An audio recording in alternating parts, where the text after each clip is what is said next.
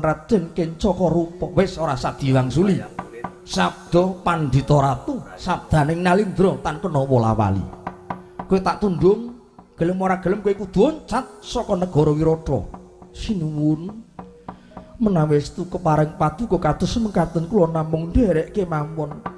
Nanging kula nyuwun pengenteng-enteng sinuwun setunggal dinten kula badhe tata-tata saksamunipun cekap setunggal dinten tumuli kula badhe oncat nyuwun pamit saking negari Wirata sinuwun. Dadi kowe njaluki namung sedina. Inggih. Ya, ora apa-apa. Ya. Tak sembadani, tak pinangkani ning sakwise sedina kowe kudu minggat saka negara Wirata kene. Nuwun inggih ngestaken dawuh. Sing angka loro Kangka, kula wonten dawuh maju mrene.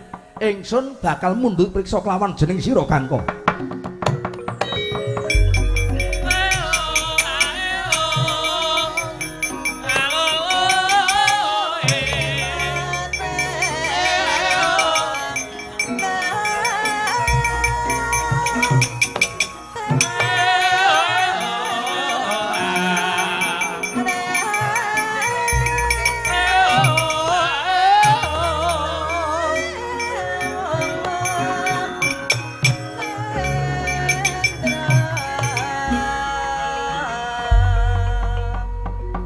Aja kaget kowe tak dawuh supaya maju. Nuwun inggih ngestaken dawuh. Badhe pun dawuh menapa kula namung nderek sinuwun.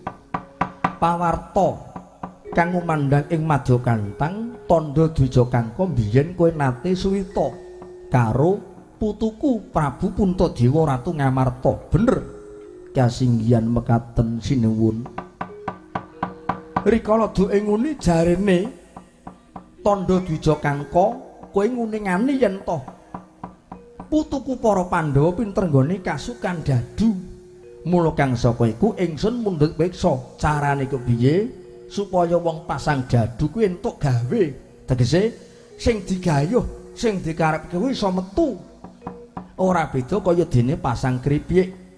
Apa siji, apa loro, apa telu, apa lima, apa enem. Carane kepiye Kangka kowe matura? Matur dhateng paduka sinuwun Prabu Matsapati lepat diagung pangaksami paduka. Iya, matura. Menawi paduka badhe mundhut priksa bab perkawis kasukan dadu, pancila resmi lingging abdi kula tandha Dwija Kangka. Duk rumuhun kula nate suwita dhateng sinuwun Prabu Puntadewa. Yen ngono kowe ngerti, kowe uninga. Inggih, kula mangertos sinuwun. Tudana namung mungkin dadosaken pirsa inggih sekawit saking kasukan dadu Nalindra ing Ngamarta sinuwun Prabu Puntadewa satemah gesangipun Papariman Ngulandara negari Ngendraprasta dipun tohaken satemah dados telas. Kajawi menika sinuwun kasukan dadu menika salah setunggaling ngabutuhan dados awisanipun negari, awisanipun agami. Menapa sebabipun paduka kok badhe mundhut priksa sami kemawon gajah ngidak rapah palang mangan tandur sampun uninga dhateng pernata nanging dipun terak piyambak.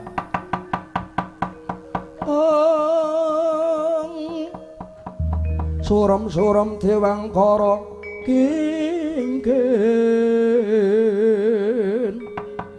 lir manguswa kang layon denya ilang memanise wadananira layung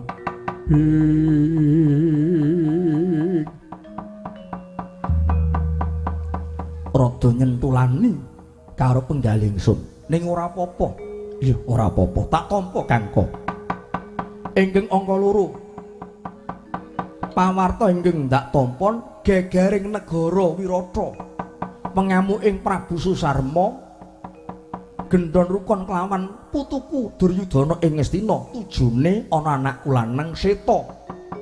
Tujune anakku lanang Seta sing gawe pepadang nyingkirake parang muka, nyingkirke mungsuh saka Trigarta lan negara Ngastina. Nyuwun pangapunten sinuwun kepeksa kula badhe munjuk atur. Piye? yektosipun ingkang damel pepadang nyingkiraken mengsah menika Dede ingkang putra Raden Seta. Lho. Lah kok sesuk saya wani saya nranyak kowe Kangko? Inggih. Dasarmu apa? Dasar kula kasunyatan ing abdi Kangko kula dados paseksen. Kula nguningani piyambak. Lah yen dudu anakku Seta sapa? Sing gawe pepadang sing iso nentremke negara Wirata sapa? Mboten wonten sanes namung kadang kula piyambak Yai Jagal Bilowo saking Pejagalan. Yai Jagal Bilowo ingkang damel pepadang nentremaken negari Wirata. Kok aja mung waton ngucap Kangko. Kowe ngadepi karo ratu Gustimu. Aku kuwi sesembahanmu, aku kuwi ratumu. Kowe iki abdiku, kowe gedibalku Kangko. Inggih. Mesti paduka mboten uninga sekawit. Rikala ing ajeng paduka menika katriwandan boten enget Purwoduksina satemah katarunggu dening Prabu Susarma. Nanging sak samunipun kadang kula Yai Jagal Bilowo. Yai Bilowo menika magut suraning driya. Satemah mengsah menika tumpes tapis tanpa sisa. Susarma dipun pejahi. Pengamukipun Wadubala Ngastina satemah uncat saking negari Wirata menika sinuwun. Kangko. Tismak bathok mripat mara ora ndedelok kowe. Lambe sak tumang kali sak merang, sak kecap padha sak kecap. Kowe kok mangsuli karo sesembahanmu, mangsuli karo ratu Gustimu. Tak wenehi ati ning raga rempela, pepuntaning rembug. Ora mung nyilani dodo baune Prabu Masopati, ning kowe nyentulani gawe serik jeneng ingsun. Ora patrap kowe dadi punggawa, ora patrap dadi gedibal. Kepruk bokor kencana tampanono kowe. Oh.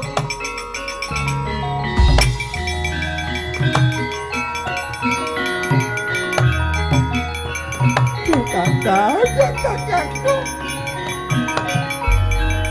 Oh.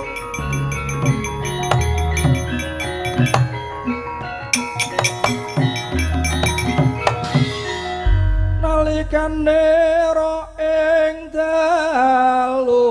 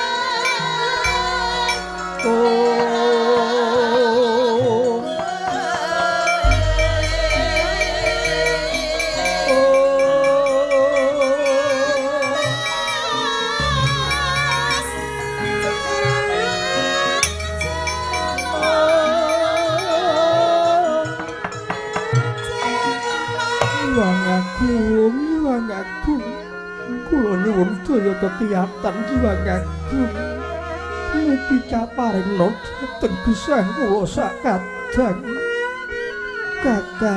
kakang Kangko. Lah kok semono aputing lakon sing kudu tok sandhang kakang Kangko. Salindri aja nangis, kowe aja nangis Salindri.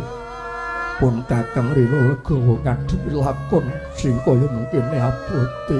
Wah, Kangko. Kadangku Kangko. Selawase urip aku ora tau nangis. Ning ditiwanti dina iki Bilowo itu nangis. Apa temen lakon sing kudu tak sandhang. Uripe tansah ketulo-tulo ketali.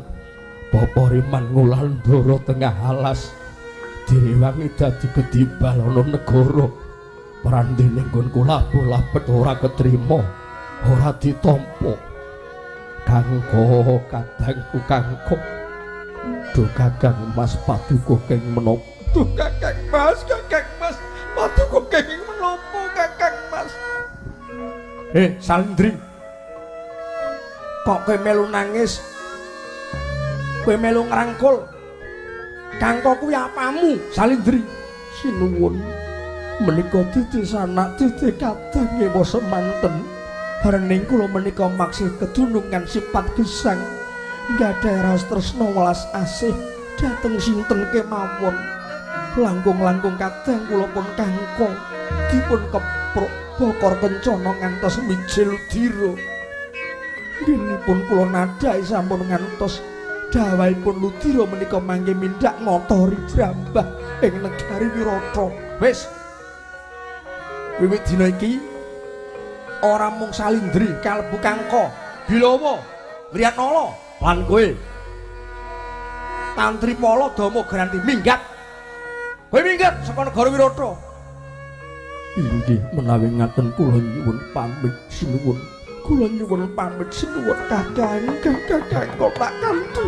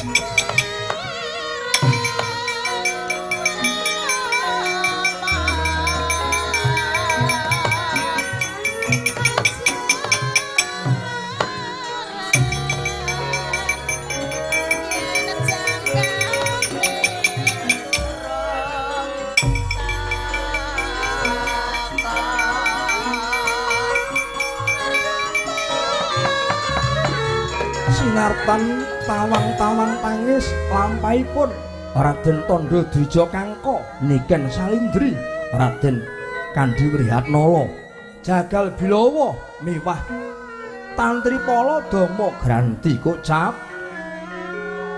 jumangka saking katedhan pratahanipun ingkang putra Raden Utara aduh Rama Kanjeng Rama kula ingkang sowan ketiwasan Rama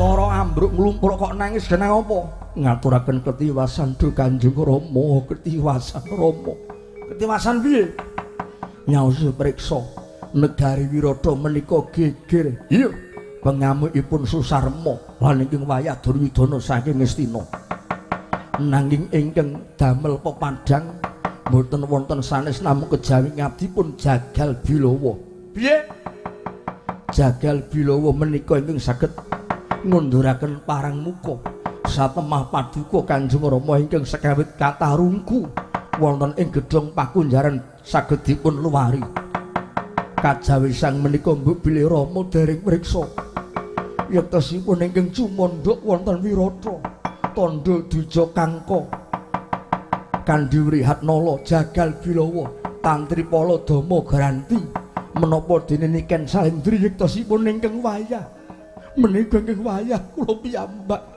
lah kok putuku sapa ingkang wayah para Pandhawa sesingidan wonten negari waduh mati aku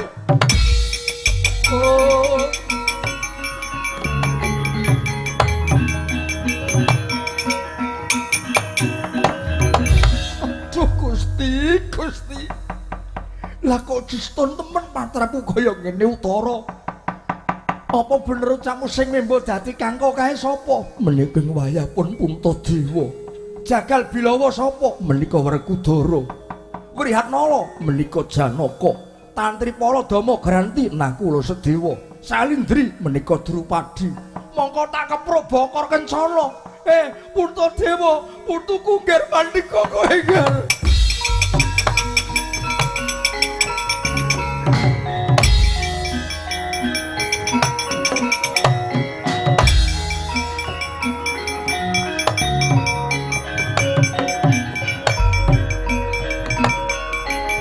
Kangko Wiyat Nala Bilawa Pandika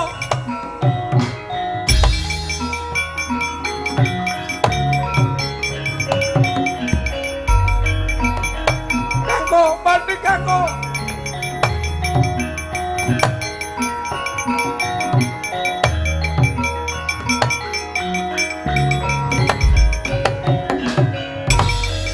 Bilawa Pandika Bilawa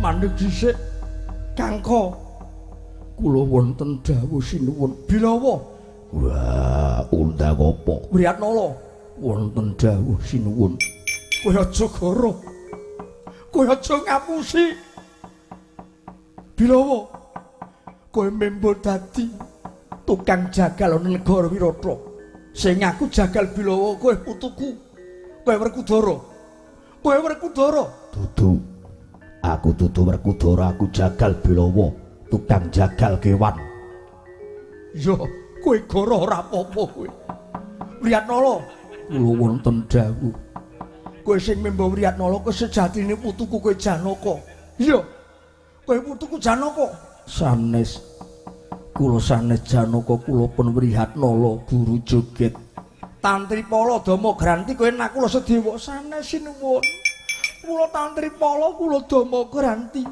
Salindri wonten dawuh kowe Drupadi iya sanes kula ngabdi pun niken Salindri wis kabeh do ngapusi ora apa-apa Werkudara Janaka kembar Drupadi karep goroh kena ning pungkasan iki Kangka kula wonten dawuh sinuwun selama urip kok ora nate goroh mergo kedunungan getih putih kowe membo dadi Kangka kowe putuku Puntadewa iya diwangsuli karo kowe putuku inggih Dhyang kowe ning wayah punggah mati aku waduh Gusti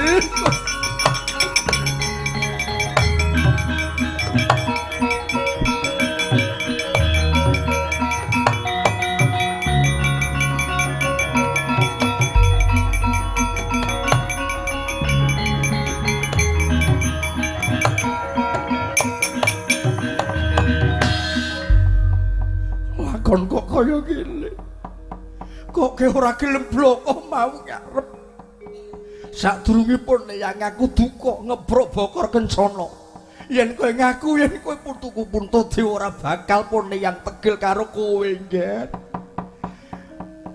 iki sebab apa kok kowe dadi Papariman Wulandara kowe umpetan kowe membo namur kawula negara Wirata menika sampun dungkap setunggal warsa utawi setunggal taun kula pundhak nggenipun sesengitan wonten negari Wirata Kanjeng Eyang kuwatir lenggang sekeca Eyang kula ingkang sowan Eyang